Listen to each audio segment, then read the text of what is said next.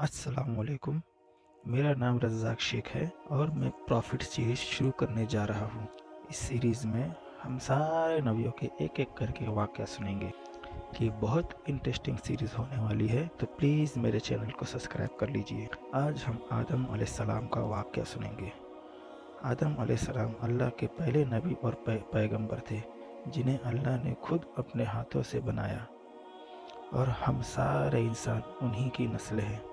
तो चलिए शुरू करते हैं with the real life story of prophet आदम अलैहिस्सलाम। सूरह बकरा में अल्लाह ने आदम अलैहिस्सलाम का जिक्र किया है।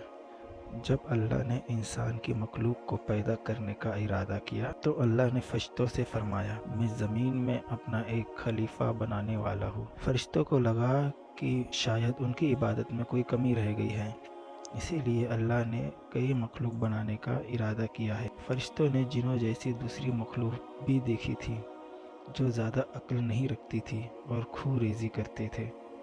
फरिश्तों ने अल्लाह से कहा, ऐ अल्लाह, हम तेरी तस्बीह, हम्द और पाकी बयां करते हैं। क्या तू ऐसी मखलूक पैदा करेगा जो ज़मीन में फसाद करेगी और खून खराबा करेगी?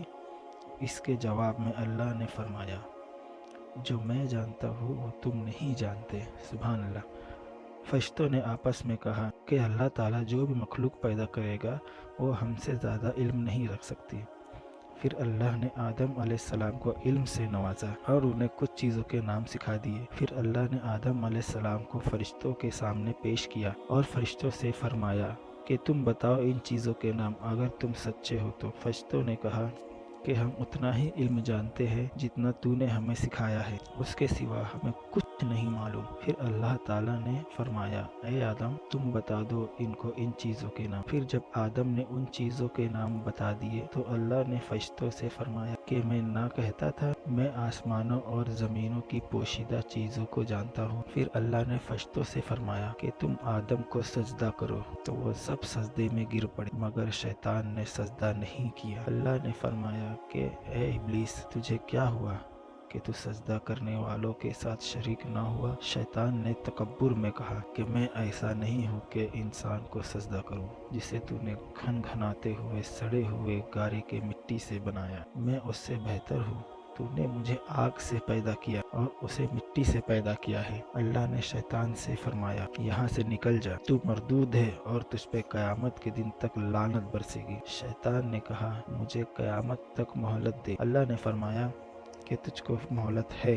शैतान ने अल्लाह से कहा कि तूने मुझे गुमराह किया है। मैं कसम खाता हूँ कि मैं इंसान की सीधी राह पर बैठूंगा, फिर मैं उन पर हमला करूंगा, उनके आगे से भी, पीछे से भी, दाएं से भी और बाएं से भी, और उनमें से अक्सर को तू शुक्रगुजार नहीं पाएगा। अल्लाह ने फरमाया, तू यहाँ से निकल जा ज़लील और ख्वार। जो उनमें से तेरा कहना मानेगा तो मैं ज़रूर तुम सबसे जहन्नुम को भर दूंगा। बेशक मेरे खास बंदों पर तेरा ज़रा काबू नहीं चलेगा। जन्नत की सारी नेमतों के बावजूद आदम अलैहिस्सलाम जन्नत में अकेला महसूस करते थे। फिर अल्लाह ने हव्वा अलैहिस्सलाम को बनाया ताकि आदम अलैहिस्सलाम उनसे सुकून पा सके। अल्लाह ने फरमाया, ए आदम, तुम और तुम्हारी बीवी जन्नत में रहो, फिर जिस जगह से चाहो तुम दोनों खाओ, लेकिन उस दरख्त के पास मत जाना, वरना तुम जालिमों में से हो जाओगे। फिर शैतान ने उन दोनों के दिल में वसवसा डाला और कहने लगा,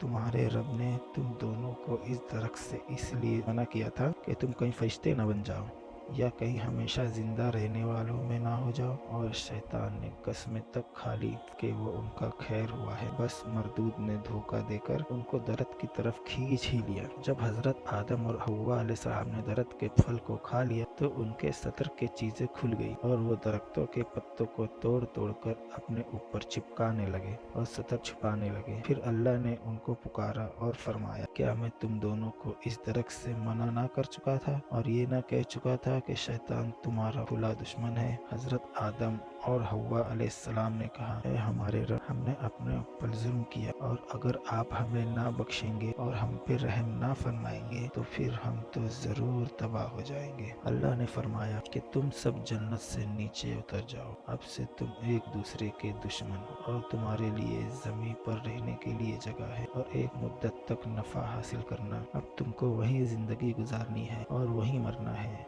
और वहीं फिर से पैदा होना है। दुनिया में आने के बाद आदम अलैहिस्सलाम ने अल्लाह से 40 साल तक माफ़ी मांगी। फिर अल्लाह ने आदम अलैहिस्सलाम पर रहम खाकर उन्हें माफ़ कर दिया और फरमाया कि तुम और तुम्हारी औलाद दुनिया में रहो, और ये बात याद रखो कि जब मेरी तरफ से कोई नबी हिदायत लेकर तुम्हारे पास आए तो तुम उसका कहना मानना, और जो लोग मेरे नबियों की बात को नहीं मानेंगे और हमारी आयतों को झुटलाएंगे वो दोज़ख में जाएंगे और हमेशा उसी में रहेंगे। फिर हजरत आदम और हव्वा अलैहिस्सलाम दुनिया में रहने लगे। उन्हीं से इंसानों की नस्ल शुरू हुई। आदम अलैहिस्सलाम तकरीबन 900 साल तक जिंदा रहे, गैर वफात पा गए। कुरान के इस वाक़े से हमें ये हिदायत मिलती है कि जब शैतान ने गलती की तो उसने माफ़ी मांगने की बजाय तकब्बुर किया और अल्लाह को ही अपनी गुमराही का इल्ज़ाम दिया। पर जब आदम अलैहिस्सलाम से गलती हुई तो उन्होंने अपनी गलती मानी और फौरन तौबा करी, और तब तक माफ़ी मांगते रहे जब तक अल्लाह को राज़ी ना कर लिया। आदम अलैहिस्सलाम की सुन्नत ये है कि जब इंसान से गलती हो जाए तो वो अल्लाह से अपने गुनाहों की माफ़ी मांगे और अपने रब को मना ले।